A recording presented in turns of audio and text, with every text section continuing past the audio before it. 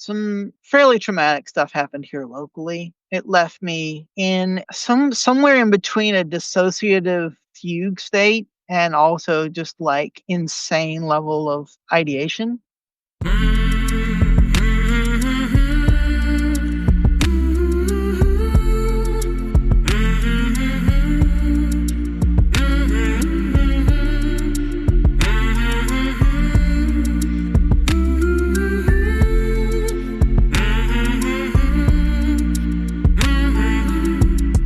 Hey there, my name is Sean, and this is Suicide Noted. On this podcast, I talk with suicide attempt survivors and ideators so that we can hear their stories. Every year around the world, millions of people, many millions, try to take their own lives, and we almost never talk about it. We certainly don't talk about it enough. And when we do talk about it, when we do engage, many of us, most of us, we're not very good at it. So one of my goals with this podcast, now more than 5 years in, is to have more conversations and hopefully better conversations with survivors, in large part to help more people in more places hopefully feel a little less shitty and a little less alone. Now, if you are a suicide attempt survivor and you'd like to talk, I'd love to talk with you. Please reach out. hello@suicidenoted.com. You can learn more about this podcast wherever you listen on Apple or Spotify or suicidenoted.com, our website. Remember, there are polls in Spotify. I would love to know how you feel or how you think about some of these questions there, so check them out. And please note that we are now able to accept, with open arms and a big heart, tax-deductible donations. And we could really use the help for a number of things, including our upcoming tour. The link is all over the place. GiveButter.com/suicide noted. Scroll down, scroll up, look over, look left, look right. You'll see it. You'll find it. Click it, check it out, read it. If you are able to and want to support us in that way, we would love that kind of support. Thank you so much. Finally, we are talking about suicide on this podcast. My guests and I do not hold back, so please take that into account before you listen or as you listen. But I do hope you listen because there is so much to learn. Today, I'm talking with Michelle. Again, this is an update episode. Michelle lives in Japan, and she is a suicide attempt survivor. I'm joined here by Michelle in Japan. Still in Japan, right? Yep. Your episode is 182. I just listened back to that blurb in the beginning. Do you remember that? Something about a reckoning when my family hears about it, because it's kind of on them. When they hear the podcast episode? Yeah. All right, we're going to get to that in a sec. That's obviously a part of it. I'm very curious because, I chose that blurb for some reason. It just stood out. Mm-hmm. Thanks for talking with me again. Sure. If someone's listening to this and they follow Suicide Noted, they'll know you also, not only from speaking originally with me back in, when was it? 2 years ago that we talked, and not that it came out. It came out a couple months later. If anyone's curious and wants to hear the original episode, it's October 16th, 2023. When we talked then, how many suicide attempts had you had? At least one that I would consider a really serious attempt in terms of could have successfully worked. Quite a lot of more of near / childish attempts, okay. Pillows, strangling, and that kind of stuff. So a lot of ideating in your life. Yeah. No hospitalizations. I remember that. Very intentionally tried to avoid that. How old are you? Oh my. We're not allowed to ask that? No, it's okay. I'm turning 43 next month. Can you do a 1-minute summary of your life up until 41 years old? Lots of child abuse. Something as bit of an update from the original podcast that we did is that I realized that there's some sexual abuse as well. Really nonstop through multiple parents, stepmother and father, kind of shifted hands, plus being transgender, plus going to a, fuck nuts backwoods Baptist school, fundamental, then an abusive ex, and a lot of coercion, and that's kind of in a nonstop train of ideation, minus 5 years where things were pretty good here in Japan. Done. 5? Ooh, nice job. So 5 years in Japan, they were good. Okay. Yes. But does that include the last 2 years since we talked? No, those 5 years were 2014 to 2019. A little bit more money, a little bit better friends, and a little bit more acceptance. I know better now, or at least I have a better understanding now than I did last time we talked as to why that's the case. Okay. Before we get into the last 2 years. I don't even know why I'm so curious about this, but I am. And until somebody messages me and says that's the dumbest question, no one gives a shit, I might change my mind then. I want to know if you listened to our episode. Yeah. Well, I listened to it partly just because I helped edit it. Um, Right. Thanks for that. yes, I did. But I also went back and listened to it a couple times actually after it was released, partly because I found it good in sort of summarizing to myself what I was dealing with. And also, I found it useful as like previous context for things that I learned after the podcast came out.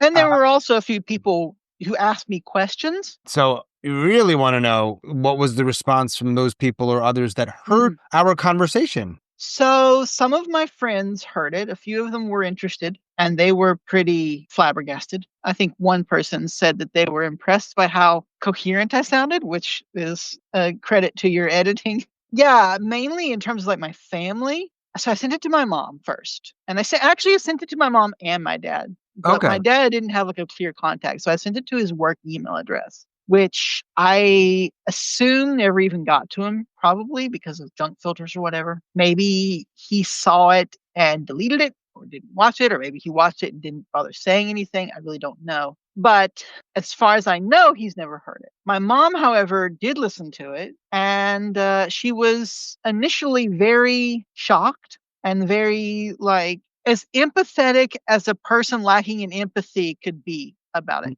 Yeah. So you're saying she just doesn't have that thing, but she was trying it. Like you can't. Yeah, I mean, it definitely bothered her that her child was feeling this way and had gone through some of those things, because there were plenty of things in there that she didn't know about, and then quite a few other things that she apparently has forgotten. And so having an external context for what my experiences has been was interesting because she suddenly was like, well, of course I don't want my child to kill themselves. Like, obviously I don't want that. So like, what do I do? And I tried discussing what to do. And it was kind of very quickly devolved back into, well, I'm not going to do that. I disagree with those things. I'm not going to Right. treat you Yeah. like Yeah. this. I'm It's not the going to do that. same. It wasn't too long until the election stuff ramped up and she jumped back on the Trump train and the trans people are mass murderers and all this kind of, bullshit conspiracy theory junk. And so I ended up having to cut her out of my life. How many people have you killed? Zero. We just debunked that theory. Yeah, well, she found my Twitter account at some point. I think someone showed it to her, and she has a message saying like, or not message, a phone call, and she was saying like, I've seen your Twitter, and you're into some really like dangerous stuff. I'm like, what, kinky stuff? Like, what are you worried about? Yeah. Like trans stuff? Like, I guess Yeah. she was thinking I'm some sort of like satanic, Right. BDSM, sadistic something or other. Like it's not that exciting. Just trans is kind of just It's incidental. not, but in her mind, she was like, "When did you become a radical?" And I'm like, "When did you start thinking that who I have been for all this time is radical?" I found that interesting that it like changed the dynamic for a few months Yeah. Yeah. and then Always it go very back. quickly went back. But what unexpectedly did happen was I got in contact with my sister, who I hadn't talked to for like 13 years. Oh, cool. And it was extremely helpful because she didn't know anything about the abuse that had happened when I was a kid. I mean, she was born when I was, I think, 15 or 16. She didn't really see much of that. Obviously, they weren't going to tell her about it. For her to finally like find out, because if you remember in the story, like my parents cut me off from them and refused to tell them anything. I had no idea if they even knew why I stopped talking to them or not. And apparently they had never explained anything. They just kind of left it up to their imagination. So they thought that my brother and sister thought that I just didn't care about them anymore. And when they Huh. finally found out that, oh, it's because your big sister is trans and we hate that and we're kicking you out of the family, my sister especially was really upset. She changed the dynamic of her relationship with my dad. And so the podcast was really good because I was able to send it to her and quickly summarize, in that brief episode, so many things that she really had no idea had been taking place That's in cool. her household. So that was Mm. an unexpected positive of it, I think.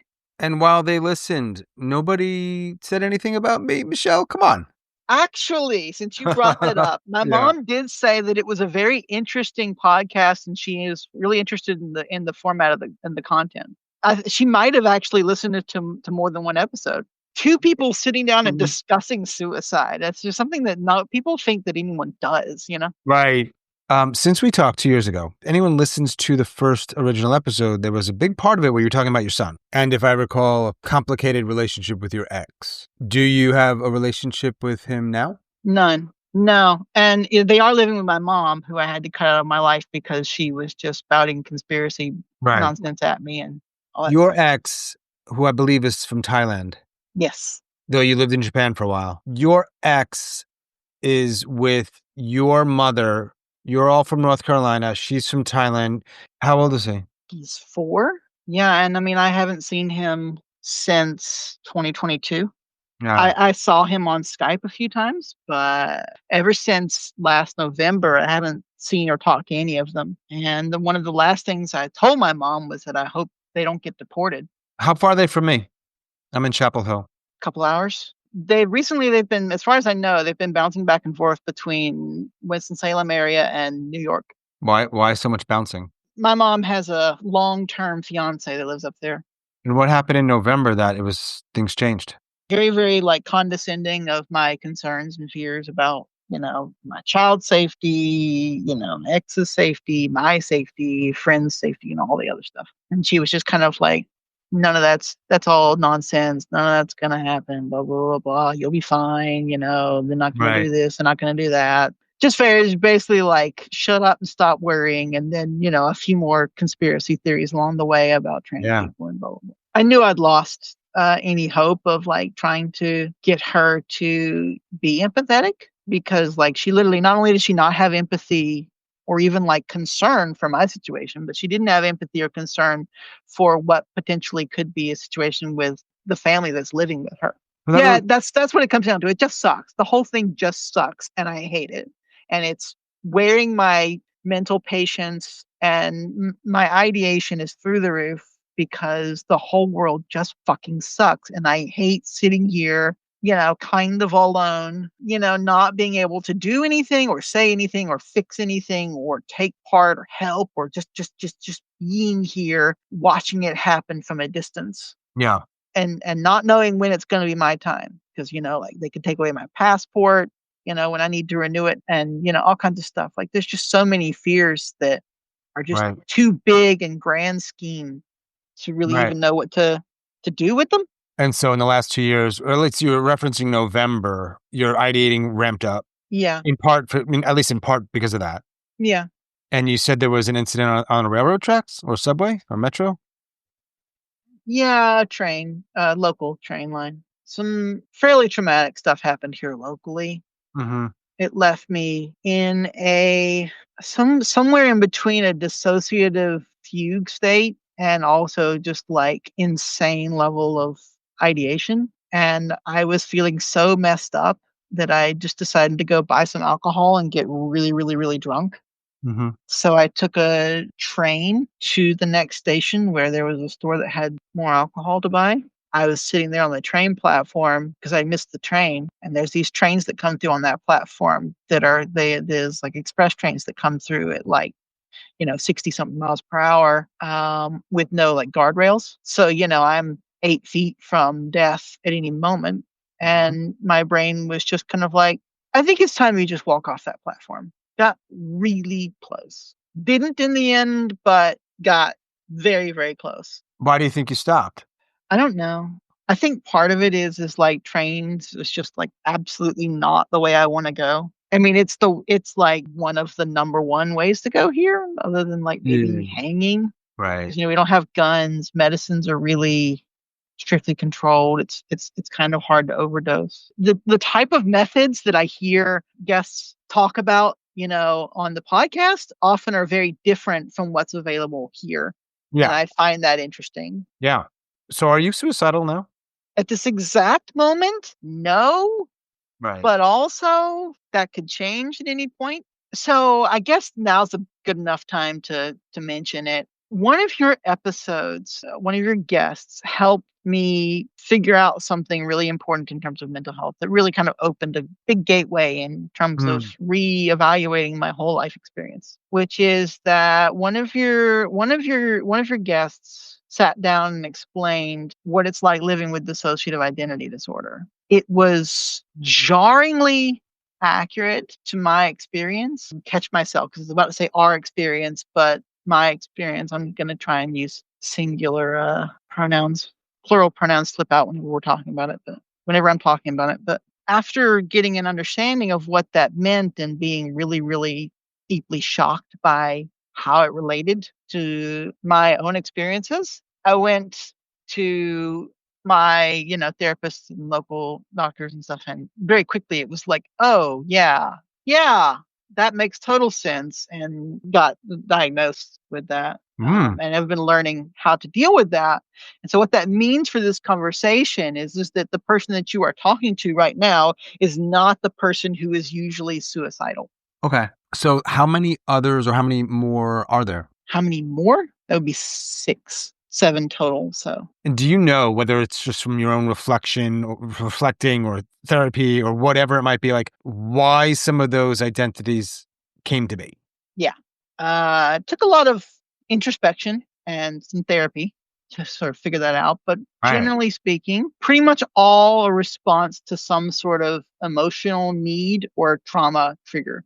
And pretty much all of them are triggered by social or emotional stimuli, triggers, traumas. I know these things probably develop over a long period of time, but do you think there was some period of time in your life where you essentially had DID, but it may have been long before you were diagnosed with DID? Oh, well, yeah. So it's kind of a progressing thing. It's kind of a response to, from all the research that I've done anyway, it's response to complex trauma as a Right. child. And so the more trauma you're experiencing as a child, the more intensely it develops. That would be something that was starting probably, really young, probably like 7, 8 years old or Yeah. earlier. I can look back, what little I remember of my childhood, aside from just some trauma stories, I can look back and see moments where I can very clearly see one of those alters stepping in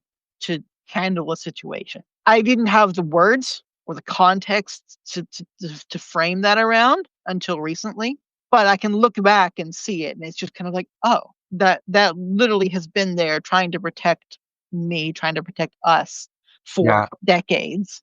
Right. But it's a covert thing for in most cases. It's something that usually tries to keep self-secret, because if everyone knows that, then, like, people are gonna bully you or attack you or beat you up or manipulate you or whatever around it. So, generally try to stay hidden, even from yourself. Most people that I talk to, if I actually have this conversation about it, which is not happening that often anymore, I really don't talk about it as much, will be like, "Oh, I mean, I noticed you kind of like would change sometimes, but I didn't realize it was like to that No. extent." And it's like, yeah. So people notice it, but they don't notice it in that way, I guess. There was a situation where my ex got really freaked out because Bohemian Rhapsody came on, and I did a full performance, singing and dance and everything. And Max got really freaked out and was like scared, and I didn't understand why.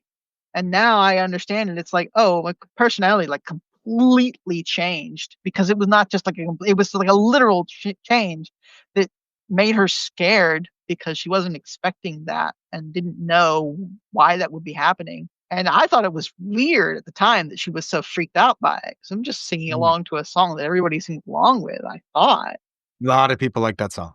Right?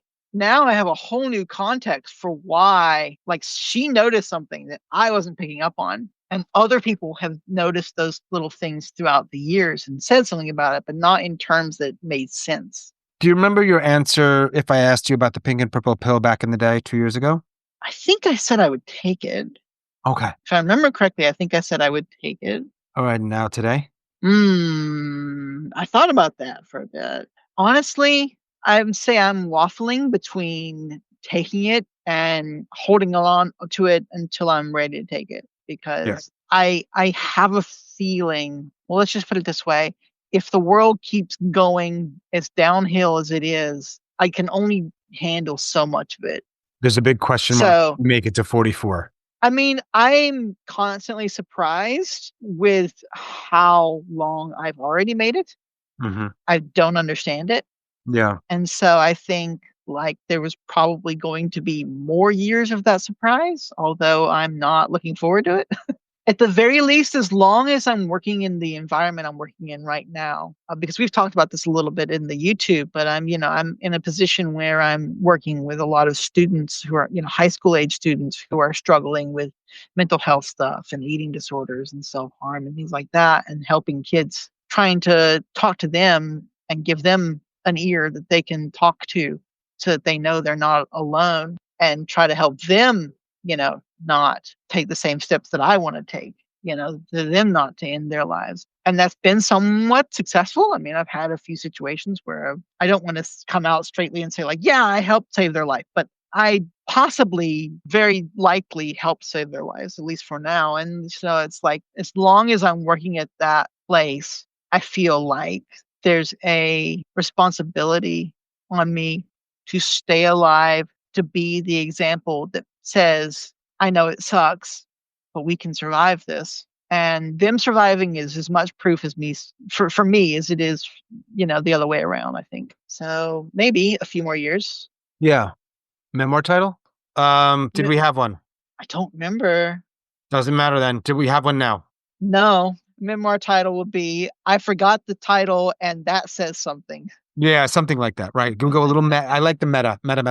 All right, if it comes to you, you'll let me know. One question I know I asked you about was myths and misconceptions. So I want to reframe that a tiny bit. And if there was a big myth or misconception that you said 2 years ago that has changed, or if your ideas around suicidality in general, or perhaps yours, has shifted some in 2 years. That's a long-winded question, but I think you understand what I'm trying to ask. The thing about selfishness bothers me more than ever. There's a current level of me feeling like it's weird. I feel like I have less responsibility to my family, who clearly doesn't give a shit about me, or if they do, they certainly don't know how to show it in a proper, loving, empathetic way, than I do towards, students who I'm just like casually interacting with in my day to day life. In the past, I felt like me taking my life would not be a selfish act at all because I was trying to protect my family from me, because I really don't feel like, like one of the reasons why I've never tried to take my son custody is I feel like I would not be the kind of parent that my child could be. If I took my life, my child would be completely alone in a foreign country with no support.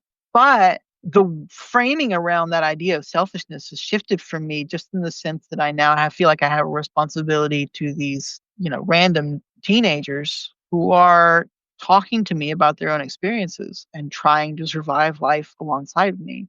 So I think if I did take my life now, it would be a little bit selfish, just because I chose to get involved and put myself out there to help them. I didn't have to do that. I Right. could have left it up to fate or left it up to themselves completely and not said anything, but I chose to because it mattered to me. And so I feel like if I were to do something now, there is a level of selfishness involved in that. And it's not enough selfishness that I think outweighs the pain, but I do think the selfishness thing is very context heavy. For sure. If my physical pain ever reached a point where I literally couldn't deal with being alive, it doesn't matter. Any of that wouldn't matter to me. But Right. or if, say, for example, the government was like, Japan was like, okay, we're getting deported back to America, and America was like, we're going to put you in a camp for trans people or something like that, nonsense. Like, I wouldn't stay around. I wouldn't stay alive for that. I'm not Yeah. going to. I'll take my life instead of going to some camp. Like, not that that's on the table right now, but if it Awesome. were, Yeah. you know, If a lobster decides to end its life, would you say that lobster is a selfish? I mean, I think we could get into all day about a debate about whether animals have experience and Sure. the ability, the Different mental podcast. ability to experience things. But Different It's a podcast. great pun. I'll give you that. Okay, thank you. What is either a goal of yours? Should you stay alive for the longer term, if any? I guess these are two different questions. One was about goals, and one was about simply coping. What's one thing you do to cope, whether others deem it as healthy or unhealthy? It's coping.